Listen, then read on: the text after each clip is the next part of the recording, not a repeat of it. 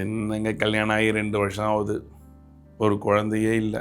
மனசு ரொம்ப கஷ்டமாக இருக்குது. எல்லாரும் எதிர்பார்க்கறது கல்யாணத்துக்கு அப்புறம் குழந்தை பாக்கியம் தானே. இது ஒன்றும் தப்பு இல்லை இல்லையா? தாத்தா பாட்டி ஆகணும்னு எவ்வளோ பேருக்கு ஆசை இருக்குது. எவ்வளவோ ட்ரை பண்ணியாச்சு 10 வருஷமாக. என்னென்னவோ மெடிக்கலில் கூட பண்ணியாச்சு, ஒன்றும் நடக்கலை.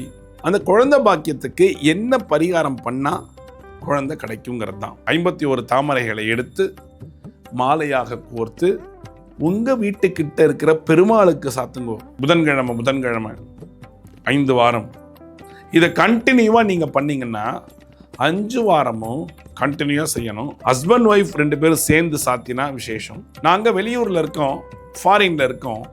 எங்களால் எப்படி பண்ண முடியும்னா, பையனுடைய அப்பா அம்மா இல்லை பொண்ணுடைய அப்பா அம்மா, இவங்க யாரோ ஒருத்தர் தான் செய்யணும். இந்த பரிகாரத்தை பண்ணுங்க. கடவுளுடைய அனுகிரகம் இருந்தால் நமக்கு குழந்தை கண்டிப்பாக கிடைக்கும்.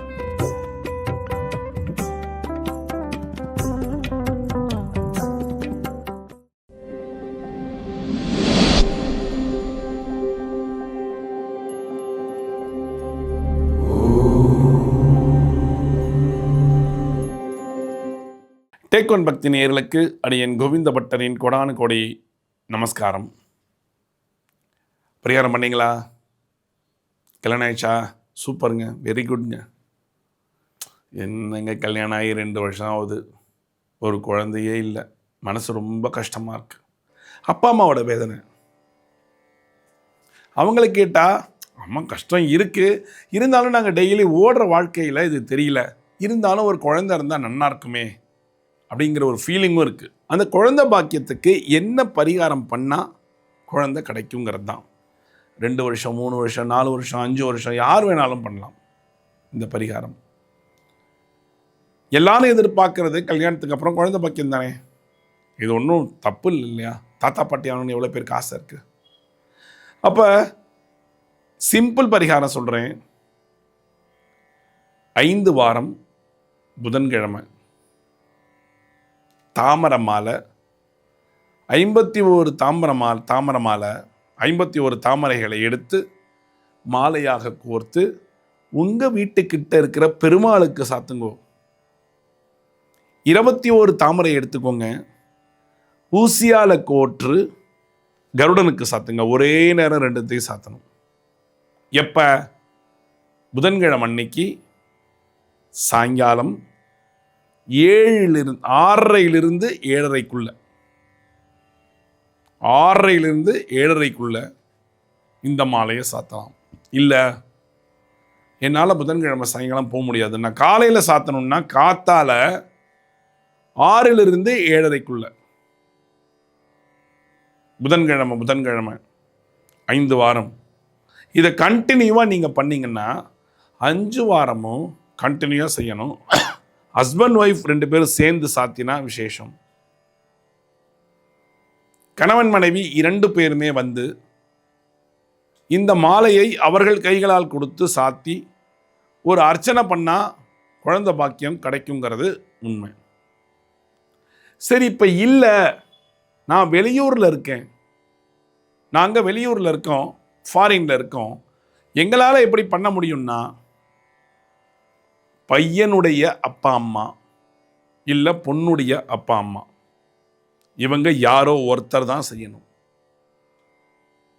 உங்கள் வீட்டுக்கிட்ட இருக்கிற பெருமாள் கோவிலில் பண்ணிவிட்டு 5 வாரம் இதை சாத்திடணும். ஒவ்வொரு வாரமும் சாத்திட்டு அர்ச்சனை பண்ணணும். எப்பன்னா, பொண்ணும் பையனும் இல்லை பையனும் மருமகளும் ஃபாரின்ல இருக்காங்கன்னா பண்ணணும். இல்லை அவங்க கையாலேயே நான் சாத்த சொல்கிறேன் அப்படின்னு சாத்தினீங்கன்னா அர்ச்சனை 5வது வாரம் தான் பண்ணணும்.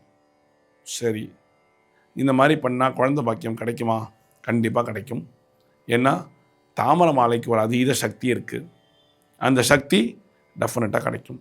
இன்னொன்று, நீங்கள் ப்ரே பண்ணிக்கணும். ரொம்ப விசேஷம் அதுதான். ப்ரே பண்ணிக்கணும்.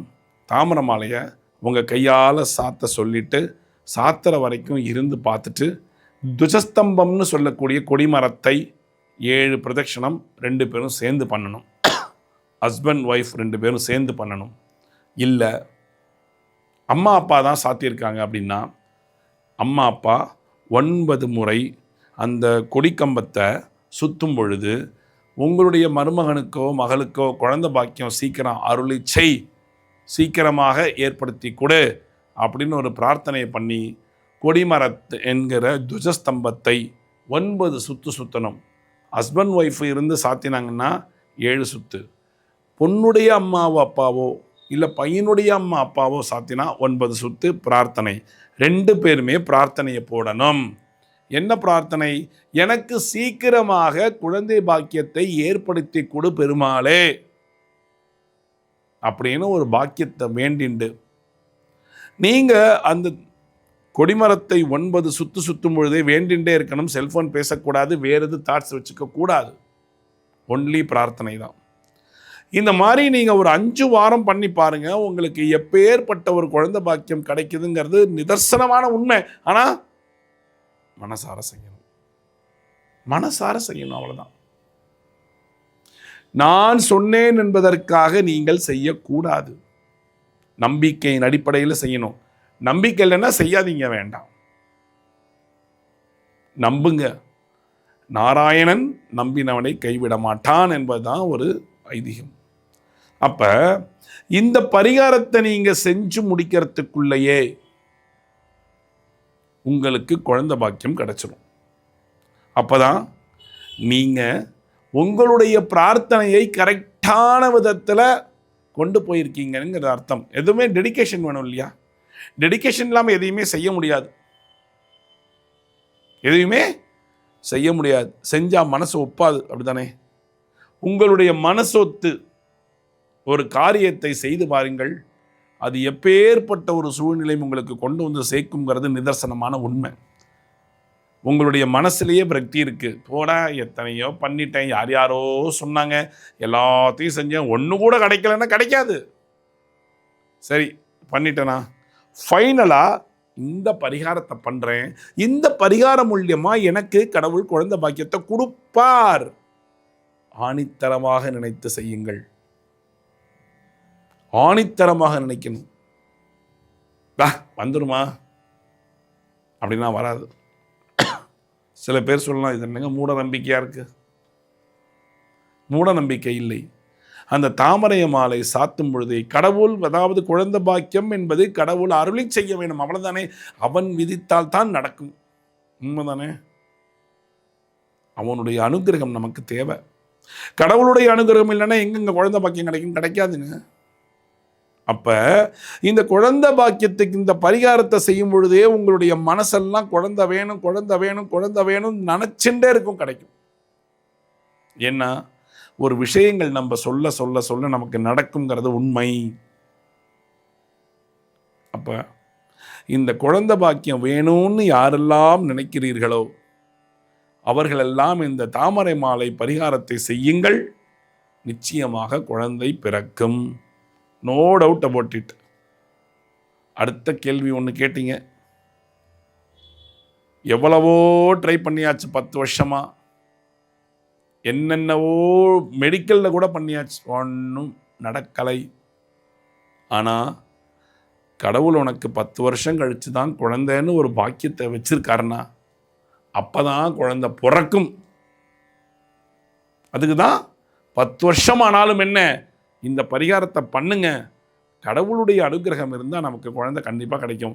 அப்போ இந்த பரிகாரத்தை பண்ணி வேண்டுதலை போட்டால் குழந்தை பாக்கியம் கிடைக்கும் இல்லையா? நம்பிக்கையோடு செய்யுங்க. நம்பிக்கை இல்லைன்னா தயவு செஞ்சு பண்ணாதீங்க, வேண்டாம். உங்கள் டயத்தை வேஸ்ட் பண்ணாதீங்க, காசை வேஸ்ட் பண்ணாதீங்க. நம்பிக்கை ஒன்றுதான் உங்களது மூலதனம். ரைட்டுங்களா? செய்யுங்க. ஒரு குழந்தை உங்களுக்கு கிடைக்க போது, ஹாப்பியாக அனுபவிங்க, சந்தோஷமாக இருங்க. குழந்தை பாக்கியம் கடவுளுடைய அருள். நல்லா இருக்கீங்களா? நல்லா செய்யறீங்களா? குழந்தை, அருமையான குழந்தை செல்வம் உங்களுக்கு காத்து கொண்டிருக்கிறது.